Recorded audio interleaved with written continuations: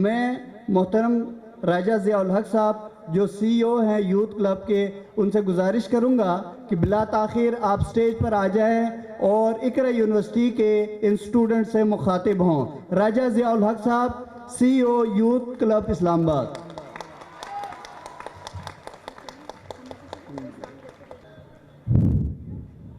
بسم اللہ الحمدللہ والصلاة والسلام علی رسول اللہ وعلی آلہ وصحبہ اجمعین، اما بعد فاعوذ باللہ من الشیطان الرجیم، بسم اللہ الرحمن الرحیم۔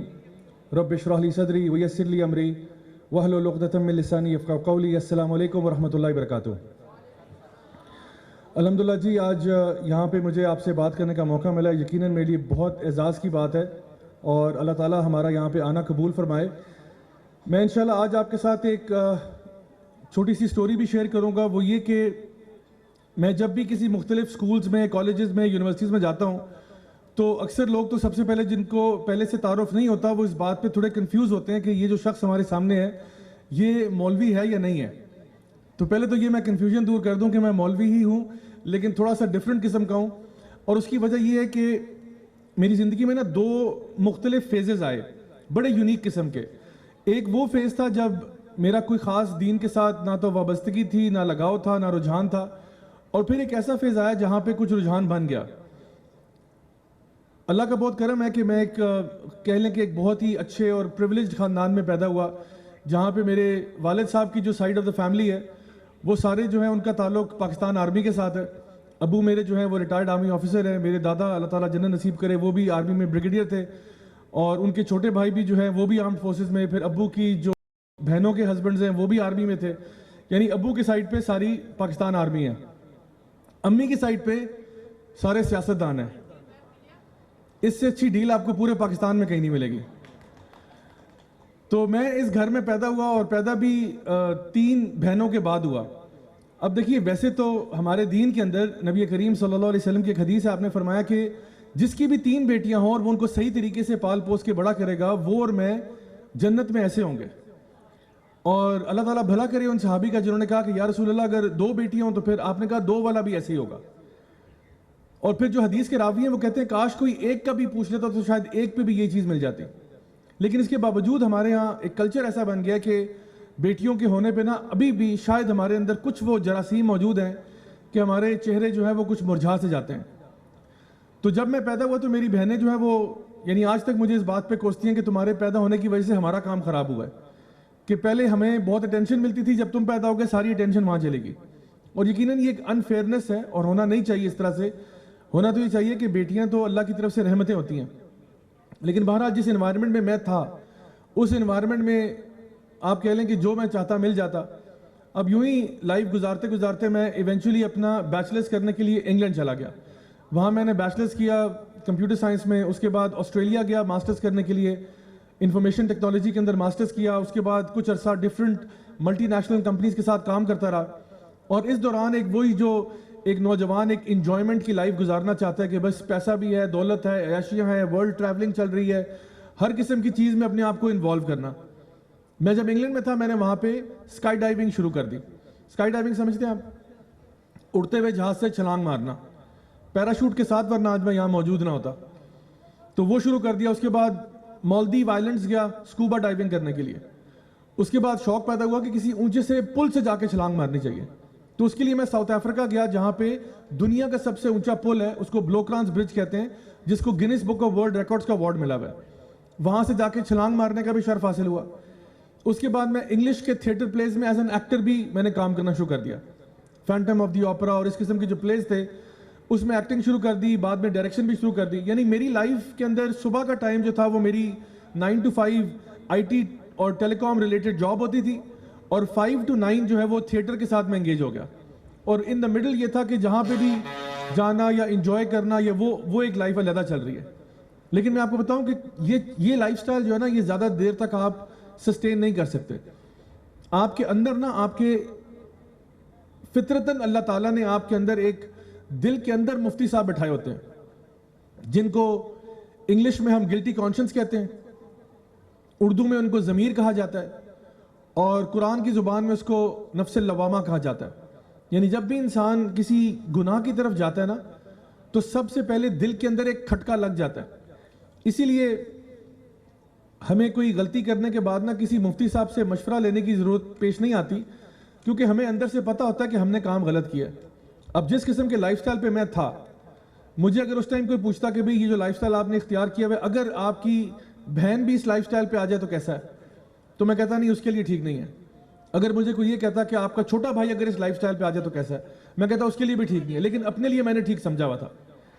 حتیٰ کہ نبی کریم صلی اللہ علیہ وسلم کی ایک حدیث بھی آپ نے فرمایا کہ جو رانگ ایکشن ہے نا، یعنی برا عمل جو ہے وہ تمہارے دل کو کھٹکتا ہے اور تم نہیں چاہتے کہ دوسروں کو یہ بات پتہ چلے. یعنی برائی کی ایک تعریف یہ ہے کہ برائی جو ہے وہ دل پہ کھٹکتی ہے. یعنی جب بھی انسان کوئی برا کام کرتا ہے نا تو اس کو دل میں ہوتا ہے کہ یار یہ میں نے صحیح نہیں کیا. یعنی کوئی بھی اتنا، وہ کہتے ہیں نا ہماری زبان میں، میسرا نہیں ہوتا کہ اس کو پتہ نہ اس نے کیا کیا ہے. پتہ ہم ساروں کو ہوتا ہے کہ ہم غلط کام کر رہے ہیں اور دل سے آواز بھی آ جاتی ہے.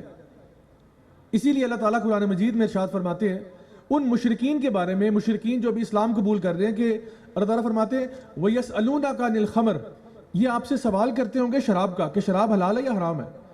یعنی اس زمانے میں حالانکہ ابھی شراب کے حرام ہونے کے اوپر کوئی آیات نہیں آئی تھی، لیکن اس ٹائم پہ جو لوگ تھے ان کو پہلے سے ہی پتہ تھا کہ یہ کیسے ہو سکتا ہے کہ اسلام اتنا خوبصورت دین ہے، اس کے اندر یہ چیز حلال کیسے ہو سکتی ہے.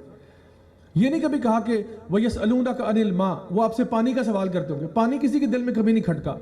دودھ یا شہد یا یہ کسی کی دل میں چیزیں کھٹکی نہیں ہے کہ یہ حلال ہے یا حرام ہے. لیکن شراب اس زمانے میں بھی لوگوں کے دل میں کھٹکا تھا، حالانکہ ابھی اس کے حرام ہونے کا کوئی حکم نہیں آیا تھا.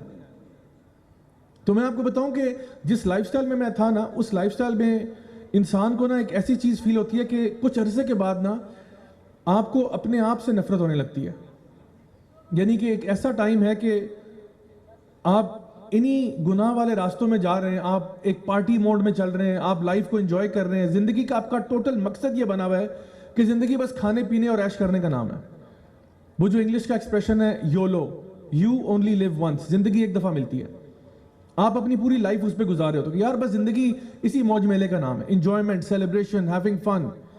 حلال ہے حرام ہے ہو کیئرز، آپ بس شوگر لگاؤ یار، چھوڑو پرے، پتہ نہیں آگے جا کے جنت جہنم ہے یا نہیں، ہمیں کیا پتا، انجوائے کرو یار، انجوائے کرو. تو جب اس لائف سٹائل میں انسان ہوتا ہے نا، تو جو اس نے گناہ کیے ہوتے ہیں اور جس برائی کی طرف وہ جا رہا ہوتا ہے، وہ اس کے دل کو نا مستقل کھٹک رہی ہوتی ہے اور چپ بھی رہی ہوتی ہے.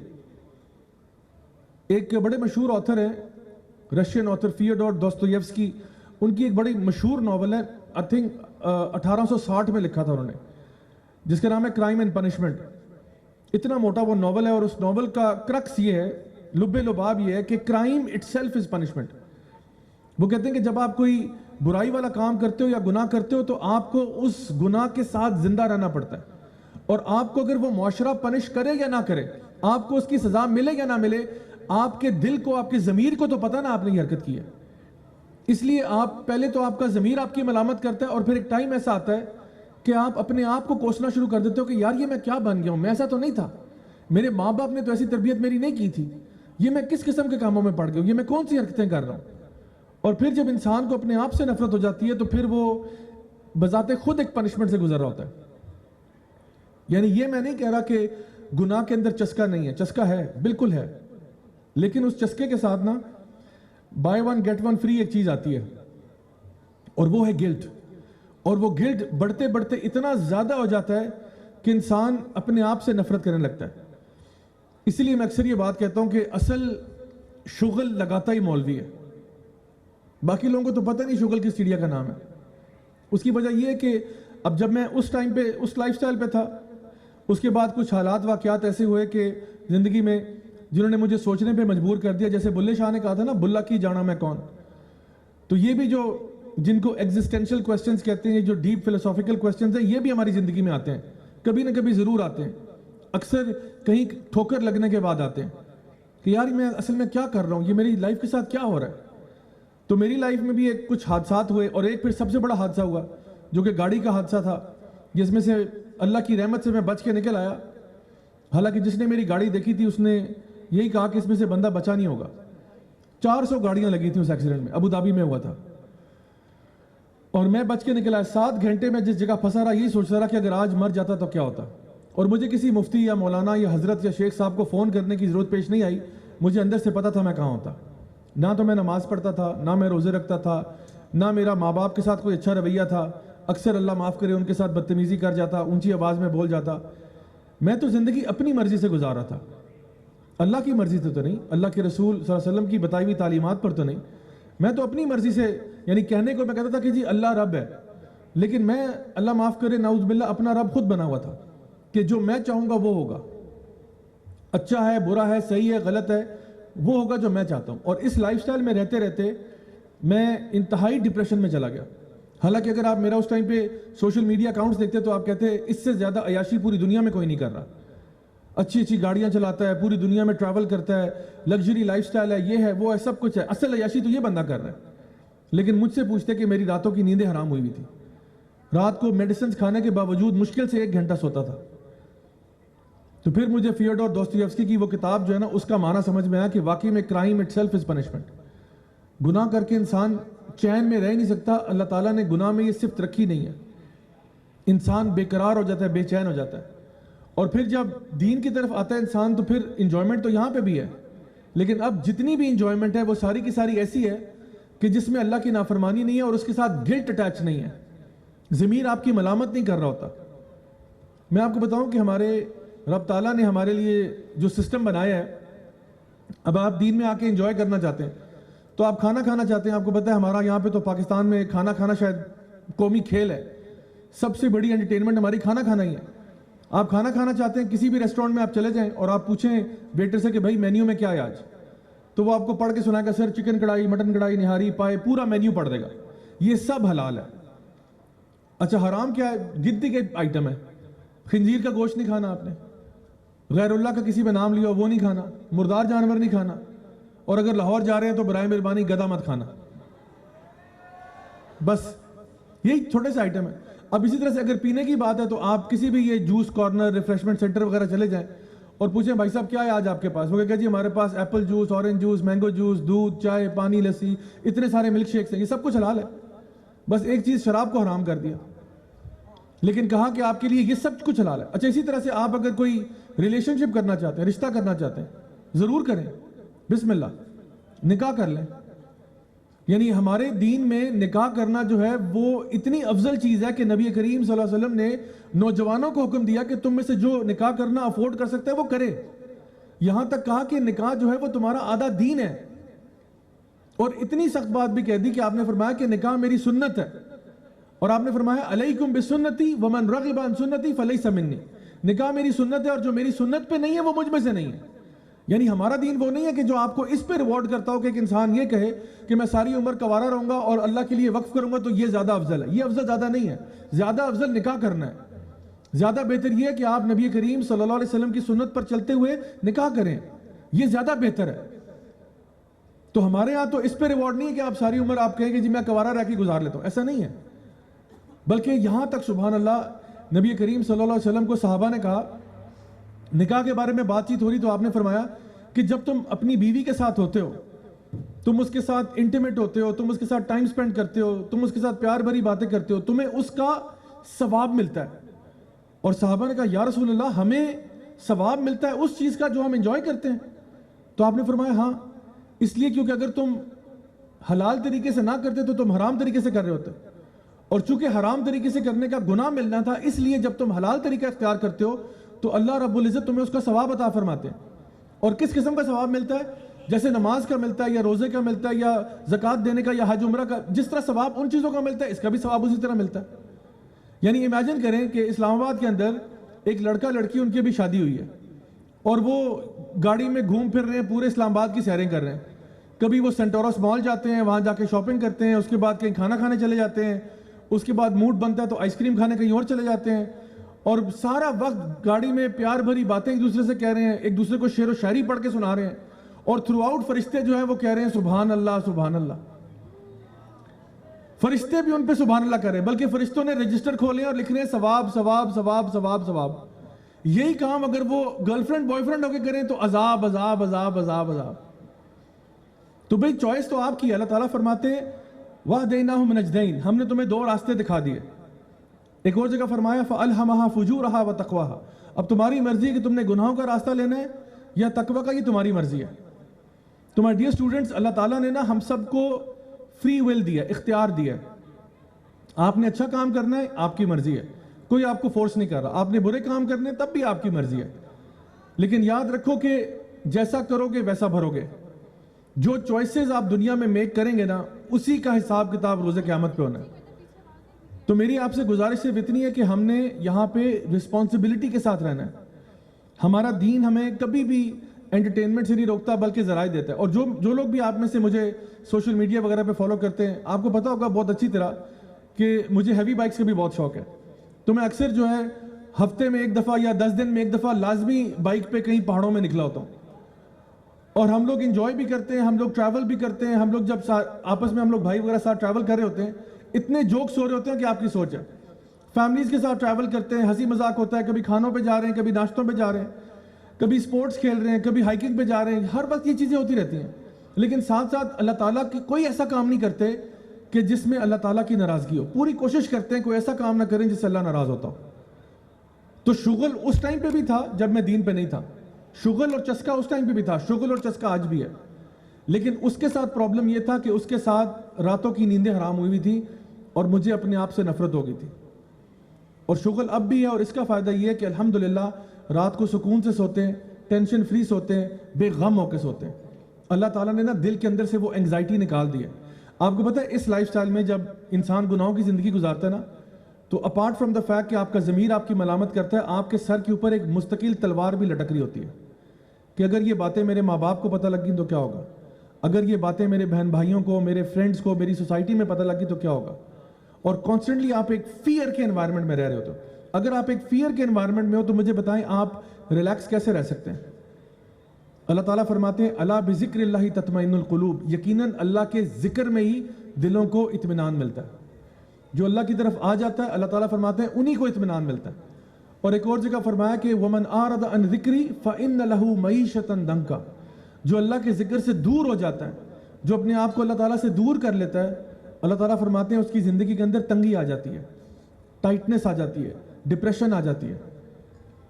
سو میں آپ کو ایک مثال سے بات سمجھاتا ہوں. اگر آپ کو لگتا ہو نا کہ میری زندگی میں ڈپریشن کیوں آ رہا ہے, میری زندگی میں برکتیں اور رحمتیں کیوں نہیں آ رہی, کیونکہ تو اس کی مثال یوں سمجھ لیں کہ آپ کسی بلڈنگ کی بیسمنٹ میں ہو نا, مثال کے طور پہ یہ بلڈنگ آپ کی ہے, اس کی آپ بیسمنٹ میں چلے جائیں, وہاں پہ جا کے اپنا فون آن کرتے ہیں, اب فون کے سگنل نہیں آ رہے. لیٹ سپوز آپ کا کنیکشن جیز کا ہے, اب جیز کے سگنل نہیں آ رہے, آپ بیسمنٹ میں, تو کیا اس علاقے میں جیز کے سگنل آ ہی نہیں رہے یا آپ کو موصول نہیں ہو رہے؟ تو جواب یہ ہوگا کہ سگنل تو آ رہے ہیں اس علاقے میں لیکن مجھے موصول نہیں ہو رہے کیونکہ میری جگہ غلط ہے. تو میں کہوں گا بھائی آپ بیسمنٹ سے نکل کے ذرا گراؤنڈ فلور پہ آئیں, باہر آ جائیں, آپ کو سگنل ریسیو ہو جائیں گے. بالکل اسی طرح سے اللہ تعالیٰ فرماتے ہیں قرآن مجید میں کہ اللہ اور اس کے فرشتے جو ہیں وہ رحمتیں برساتے ہیں لوگوں پر کرم کرتے ہیں, لوگوں پر رحمتیں برساتے ہیں, برکتیں جو ہے نا برساتے ہیں, بلیسنگز بھیجتے ہیں. سوال یہ کیا ہمیں وہ بلیسنگز ریسیو ہو رہی ہیں یا نہیں ہو رہی ہیں؟ اگر تو ریسیو ہو رہی ہیں الحمدللہ, اگر نہیں ریسیو ہو رہی اور آپ کہتے ہو بلکہ میری لائف میں الٹا تنگیاں اور ڈپریشن اور انگزائٹی اور یہ چیزیں آ رہی ہیں, اس کا مطلب ہے آپ اپنی پوزیشن کو چینج کریں. کیونکہ اللہ تو ادھر ہی ہے جہاں تھا, اللہ نے تو اپنی پوزیشن چینج نہیں کی, ہم نے اپنی پوزیشن چینج کر لی ہے. پہلے ہم اللہ تعالیٰ کی رحمتوں کے سگنل ریسیو کر رہے تھے, اب ہم خود دور ہوئے. اللہ دور ہم سے نہیں ہوا. لوگ کہتے ہیں نا اللہ مجھ سے دور ہو گیا, اللہ نے دور ہو کے کیا کرنا ہے, ہم دور ہوئے اللہ سے.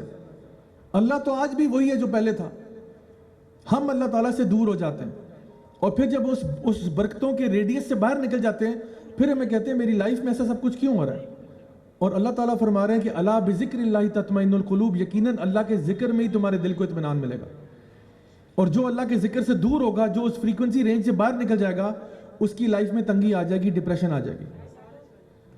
مائی ڈیئر اسٹوڈنٹس, سیریسلی اس بات کے بارے میں سوچیں کہ تمام رزق کس کے ہاتھ میں؟ اللہ کے ہاتھ میں. یعنی رزق جو ہے نا میری جاب میں بھی نہیں ہے, رزق میری فیکٹری میں نہیں ہے, رزق میرے بزنس میں نہیں ہے, رزق سارا اللہ کے ہاتھ میں. یہ سارے تو اسباب ہیں, اللہ مسبب الاسباب ہے, تو رزق سارا اللہ کے ہاتھ میں. زندگی اور موت کس کے ہاتھ میں؟ وہ بھی اللہ کے ہاتھ میں. زندگی موت اللہ کے ہاتھ میں. عزت اور ذلت کس کے ہاتھ میں؟ وہ بھی اللہ کے ہاتھ میں. یعنی تمام عزت اللہ کے ہاتھ میں. عزت اللہ تعالیٰ نے کسی اور کے پاس رکھی نہیں ہے. وَتُعِزُّ مَن تَشَاءُ وَتُذِلُّ مَن تَشَاءُ بِيَدِكَ الْخَيْرُ, ساری خیر بھی اللہ کے ہاتھ میں. چوتھی چیز, تمام خیر اللہ کے ہاتھ میں. اللہ تعالیٰ نے خیر کہیں اور رکھی نہیں ہے. تو جب رزق بھی اللہ کے ہاتھ میں، زندگی موت اللہ کے ہاتھ میں، عزت اور ذلت اللہ کے ہاتھ میں، اور تمام خیر بھی اللہ کے ہاتھ میں. تو مجھے بتائیں کہ میں اللہ سے بنا کے رکھوں یا بگاڑ کے رکھوں؟ یعنی کتنا ہی بیوقوف وہ انسان ہوگا کہ جو اللہ سے بگاڑ کے بیٹھا ہوا ہے اور اس کے بعد امید رکھتا ہے کہ میری زندگی میں خوشحالیاں آئیں گی. اللہ سے بگاڑی بھی ہے، اللہ کی نافرمانیوں پہ تلا ہوا ہے، اور بار بار بتائے جانے کے باوجود یعنی گناہوں کی دلدل میں پھنسا ہوا ہے، باہر نہیں نکلنا چاہتا. اور پھر وہ یہ کہتا ہے کہ جی میری زندگی میں ڈپریشن کیوں آ رہی ہے، میری زندگی میں انگزائٹی کیوں آ رہی ہے. تو اللہ تعالیٰ نے نا قرآن مجید میں یہ فارمولا بتا دیا. میں نے یہ فارمولا بڑی مشکلوں سے سیکھا ہے اور بڑی تکلیفوں کے بعد سیکھا ہے، بڑی غلطیوں کے بعد اور بہت پین کے بعد سیکھا ہے. لیکن چلے اللہ کا کرم ہے، کہتے ہیں نا دیر آئے درست آئے، چلے سیکھ لیا. اور شاید اللہ تعالیٰ نے تکلیف کو پیدا اس لیے کیا کہ انسان لوٹ کے اللہ کی طرف واپس آ جائے.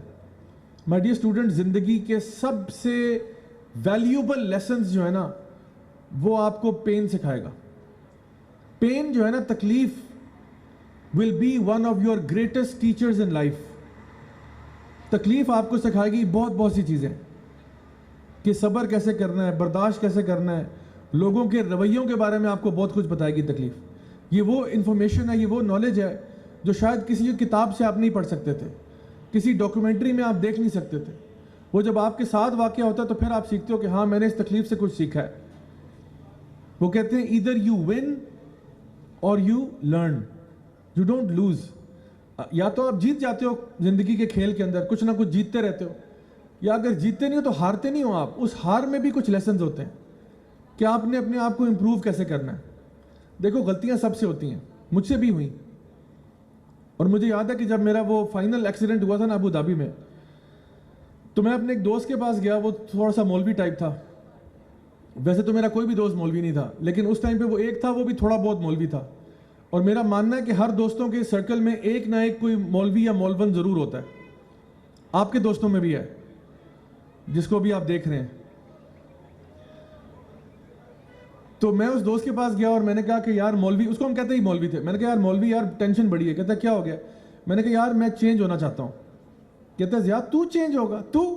میں نے کہا یار بس اب مذاق نہیں کرنا یار، میں چینج ہونا ہے.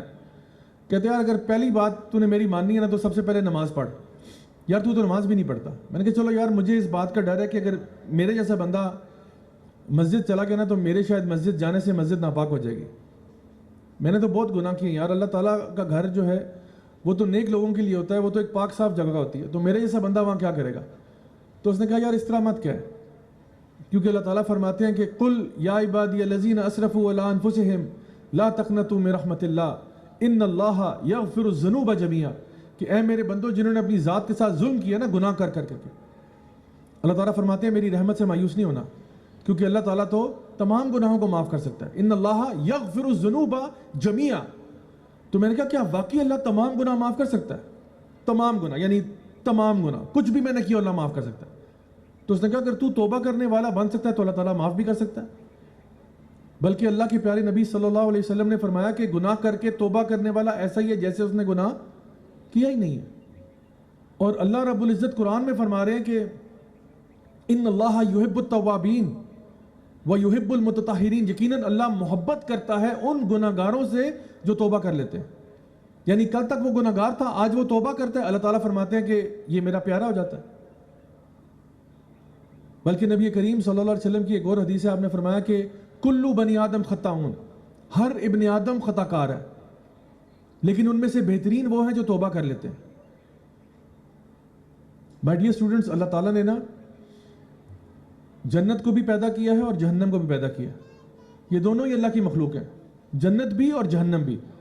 جہنم کو نا اللہ تعالیٰ نے پیدا کیا ہے گناہ گاروں کے لیے، اور جنت اس کو بھی پیدا کیا ہے گناہ گاروں کے لیے. جہنم کو پیدا کیا ہے ان گناہ گاروں کے لیے جو توبہ نہیں کرتے، اور جنت کو پیدا کیا ہے ان گناہ گاروں کے لیے جو توبہ کر لیتے ہیں. کیونکہ گناہ گار تو ہم سارے ہیں. نبی نے فرمایا سب سے اچھا وہ ہے جو توبہ کر لے. کوئی صغیرہ گناہ کرتا ہے، کوئی کبیرہ کرتا ہے، کوئی چوری چھپے کرتا ہے، کوئی کھلم کھلا کر رہا ہوتا ہے، کوئی بیچارہ غلطی سے کر دیتا ہے، کوئی جان بوجھ کے کرتا ہے. کلو بنی آدم خطاؤن، ہر ابن آدم خطا کار ہے. لیکن پیارے اور اللہ کے محبوب وہ ہیں جو توبہ کر کے لوٹ کے واپس آ جاتے ہیں اور جنتی ہو جاتے ہیں. تو وی آل میک مسٹیکس. اور میں آپ کو بتاؤں, don't let your mistakes define you. اگر پاسٹ میں کچھ ہو گیا نا, اس سے اپنے آپ کو ڈیفائن نہیں کرو کہ یار میں نے پاسٹ میں اتنا میس اپ کیا ہے, میں کیسے ٹھیک ہو سکتا ہوں. میں آپ کو گارنٹی دیتا ہوں, اگر میرے جیسا بندہ ٹھیک ہو سکتا ہے نا, تو آپ تو میرے سے کروڑ گنا بہتر لوگ ہو. میں تو اس انتہا تک گیا ہوں چیزوں کی کہ جہاں پہ انسان کی سوچ بھی نہیں جاتی, کیونکہ مجھے وہ ساری اپرچونیٹیز پلیٹ پہ ملی ہیں. یہاں پہ تو میں دیکھتا ہوں نا, آج نوجوان اس کے لیے اسٹرگل کر رہے ہوتے ہیں, محنت کر رہے ہوتے ہیں. مجھے تو یہ ساری چیزیں پلیٹ میں ملی ہیں. لیکن اگر میرے جیسا بندہ واپس مڑ کے آ سکتا ہے تو آپ لوگ تو میرے سے بہت بہتر ہو. تو اس لیے کبھی بھی اللہ تعالیٰ کی رحمت سے مایوس نہیں ہونا. جب میرے دوست نے مجھے یہ باتیں بتائی نا, میں مسجد گیا, اس ٹائم پہ عصر کی نماز کا ٹائم تھا. میں نے مسجد میں عصر کی نماز پڑھی اور مجھے یقین نہیں آ رہا تھا کہ میرے جیسا بندہ مسجد میں کیسے آ گیا. میں نے نماز پڑھنے کے بعد وہاں بیٹھا رہا, دعا کرتا رہا. لوگ آہستہ آہستہ اٹھ کے چلے گئے اور میں وہاں بیٹھا بس یہی سوچتا رہا کہ یا اللہ بس اب میں یہاں آ گیا ہوں نا, مجھے یہاں سے اب دور نہیں کرنا. یہ جو فیلنگ اور یہ جو چیز میں ابھی محسوس کر رہا ہوں, میں اس کو لوز نہیں کرنا چاہتا. اور میں نے پھر یہ بھی دعا کی کہ اللہ مجھے دین میں نا آہستہ آہستہ اتارنا. یہ نہ ہو کہ میں بہت جلدی دین کی طرف آؤں اور پھر واپس ریباؤنڈ کر جاؤں, یا دین پہ چلنا صرف میری زندگی میں ایک چھوٹا سا فیز ہو. I don't want it to be a phase in my life, I want it to be my entire life. تو پھر وہاں سے میں نے اپنے آپ کو بدلنا شروع کیا. تقریباً آئی وڈ سے 6 مہینے مجھے لگ گئے. اس کے بعد آہستہ آہستہ وہ سارے کام جو مجھے پتا تھا کہ اللہ تک کو پسند نہیں ہے, ان کو میں نے آہستہ آہستہ چھوڑنا شروع کیا. 5 وقت کی نماز شروع کی. اس سال پہلی دفعہ میں نے رمضان کے سارے روزے رکھے اور آہستہ آہستہ اپنے آپ کو اس ٹریک پہ لے کے آیا. اور اس دین پہ آنے سے میرے پیرنٹس کے ساتھ ریلیشن شپ چینج ہوا. پہلے اللہ معاف کرے میں ان کے ساتھ بدتمیزی بھی کر جاتا, اونچی آواز میں بول جاتا, تلخ کلامی ہو جاتی. 4-5 دفعہ تو میں ویسے گھر سے بھاگ چکا تھا اس ٹائم تک. تو میں نے فیصلہ کیا کہ اب اللہ تعالیٰ, کیونکہ قرآن میں خود کہہ رہے ہیں وَبِالْوَالِدَيْنِ احسانا, ماں باپ کے ساتھ احسان کرو, ماں باپ کے ساتھ اف نہیں کرنا. تو چونکہ اب میں اللہ تعالیٰ کی فرما برداری کرنا چاہتا ہوں, اس لیے اب ماں باپ کی رسپیکٹ ہوگی. چاہے مجھے کچھ بھی کہہ دیں, میں نے چپ کر کے بات سننی ہے ان کی. تو آٹومیٹکلی آپ کی پرسنالٹی, آپ کا بیہیویئر چینج ہوتا ہے. آپ کی ٹیچرز کے ساتھ رسپیکٹ چینج ہوتی ہے. آپ کہتے ہو یار یہ میرے ٹیچرز ہیں, یہ میرے استاد ہیں, یہ میرے روحانی ماں باپ ہیں, میں نے ان کی عزت کرنی ہے, میں نے ان کا احترام کرنا ہے. آٹومیٹکلی وہ چیز پیدا ہوتی ہے اور آپ کی لائف بہتر ہوتی ہے. آج میں آپ کے سامنے یہاں کھڑا ہوں, اگر خدا کی قسم میں کھا کے کہتا ہوں آپ سے, آج مجھے کوئی بندہ یہ کہنا کہ ہم آپ کو $1 بلین دیتے ہیں, آپ کو $1 بلین دیتے ہیں, آپ اس پرانی لائف سٹائل میں واپس چلے جائیں. میں آپ کے سامنے گواہی دیتا ہوں, خدا کی قسم میں یہ بات کہوں گا کہ مجھے موت پیاری ہے بنسبت اس لائف سٹائل میں واپس جانے کی. $1 بلین تو دور کی بات ہے.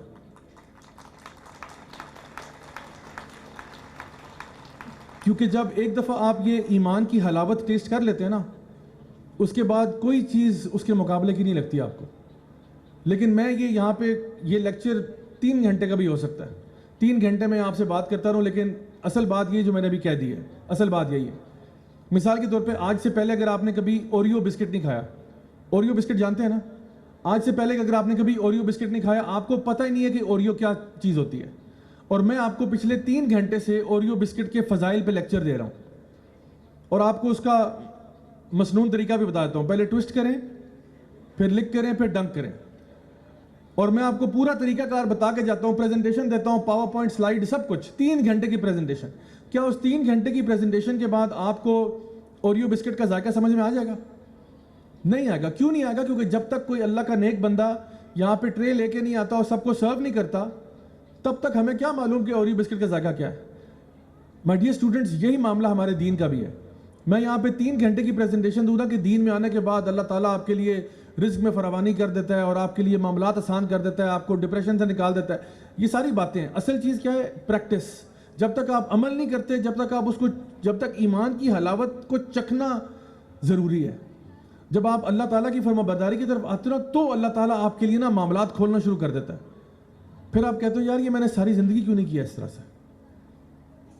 تو اس لیے میں کوئی ایسا بندہ نہیں ہوں جو کہ ڈائریکٹ مدرسے سے اٹھا اور اسٹریٹ آپ کے سامنے آ کے بیٹھ گیا اور آج آپ سے باتیں کر رہا ہے کہ بھئی ادھر آ جاؤ. میں نے دونوں سائڈز دیکھی ہوئی ہیں.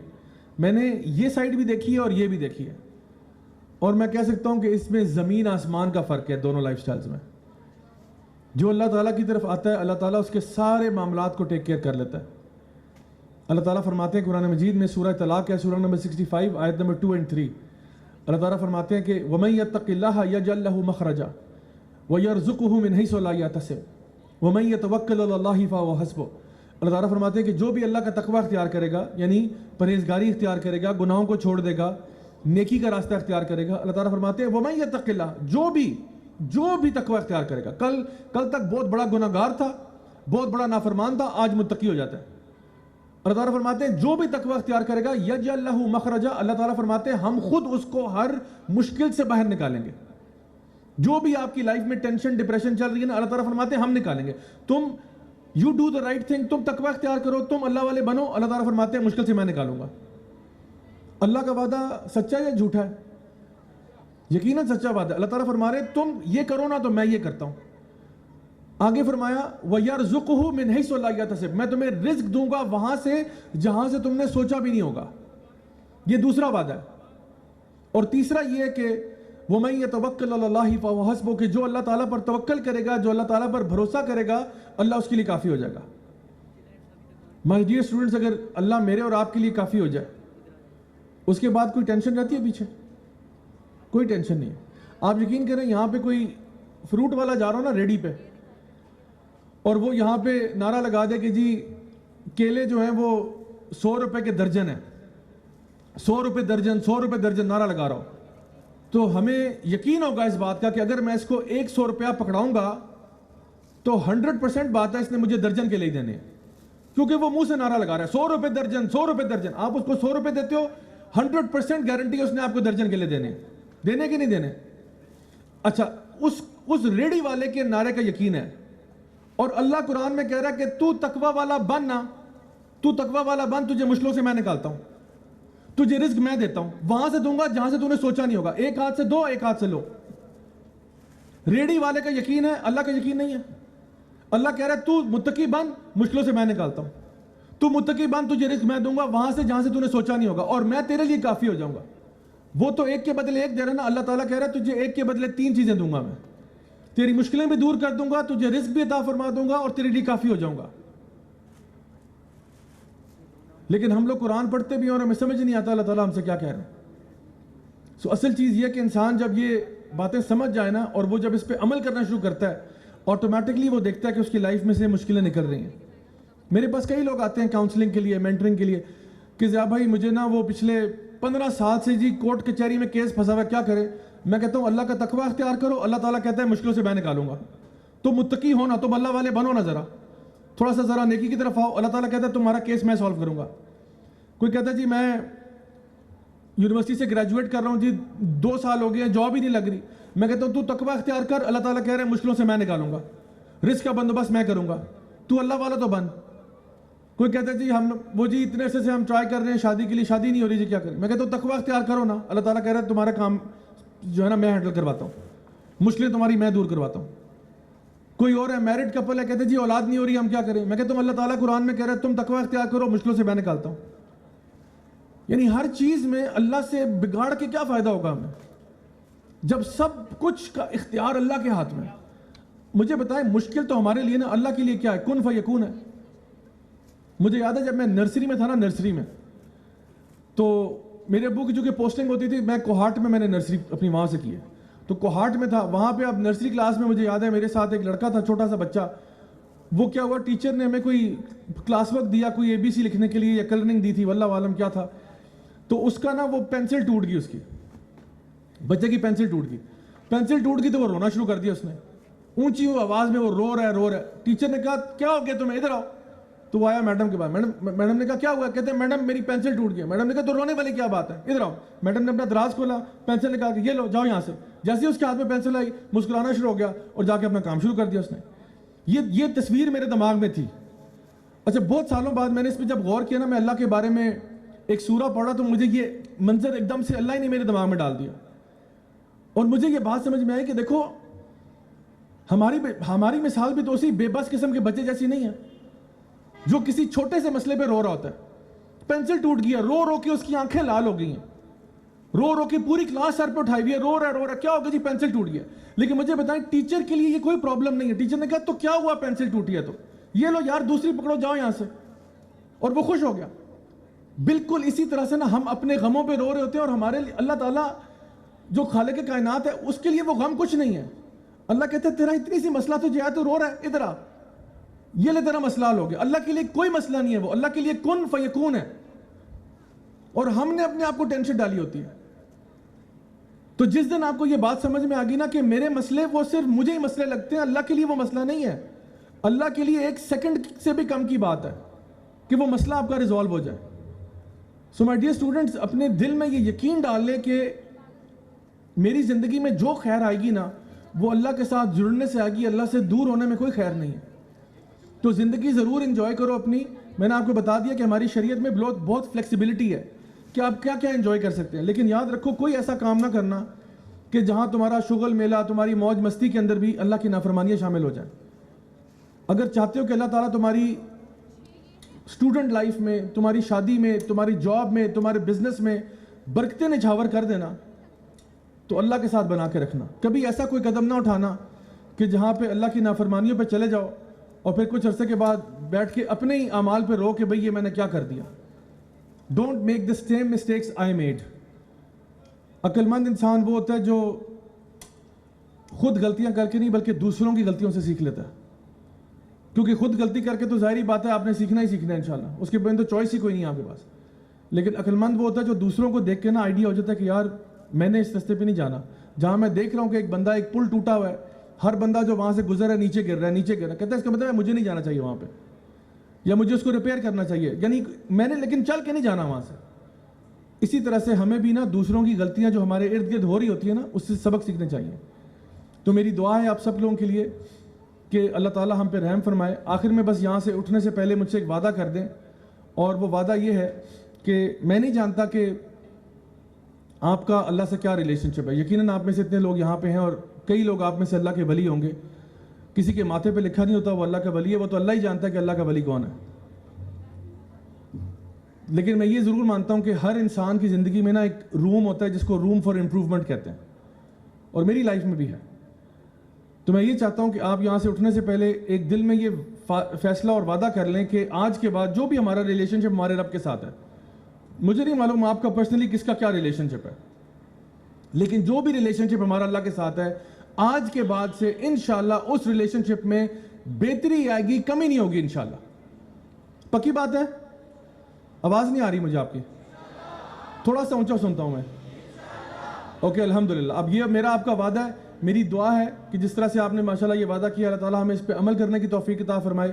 جو بھی ہم سے غلطیاں ہوئیں, کوتاہیاں ہوئیں, اللہ تعالیٰ ان سب کو معاف فرمائے.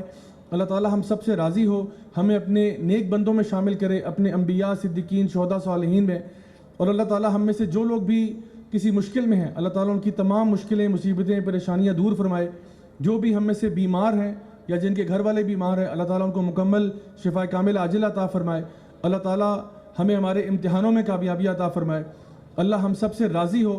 اور خاص دعا آپ لوگوں کے لیے کہ اللہ تعالیٰ ہمیں دنیا میں بھی خیر دے, اور جس طرح سے ماشاءاللہ ہم آج اس محفل میں موجود ہیں, اللہ تعالیٰ اسی طرح سے ہم سب کو اسی طرح سے جنت الفردوس میں ملنا نصیب فرمائے. انشاءاللہ اگر میرے پیارے رب نے چاہا تو اس دن پھر پیزا پارٹی میری طرف سے ہوگی. ربنا تقبل منا انك انت السميع العليم وتب علينا انك انت التواب الرحيم وصلى الله تعالى على خير خلقه محمد وعلى اله وصحبه اجمعين برحمتك يا ارحم الراحمين. جزاكم الله خيرا والسلام عليكم ورحمة الله وبركاته. بہت بہت شکریہ آپ کا.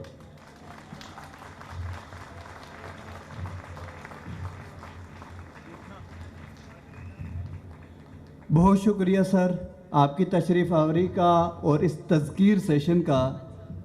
اللہ تعالیٰ سے دعا ہے جو کچھ ہم نے سنا ہے اس پہ عمل کرنے کی توفیق عطا فرمائے. میں محترم وحید صاحب سے گزارش کروں گا جو سی او ہیں اقرا یونیورسٹی چک شہزاد کیمپس کے, کہ وہ اسٹیج پہ آ جائیں اور ہمارے معزز مہمان کو اعزازی شیلڈ دیں.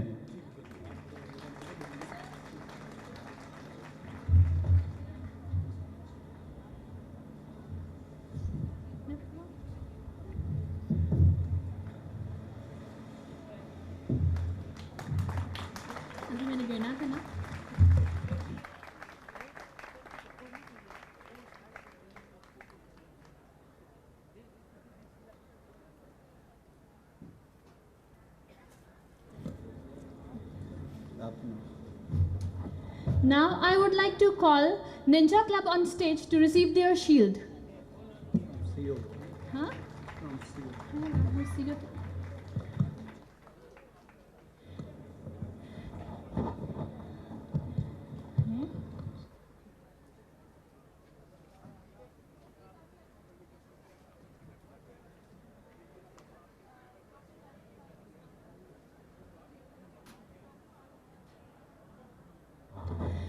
Dr. Tahir Ejaz, please come forward for your group photo session.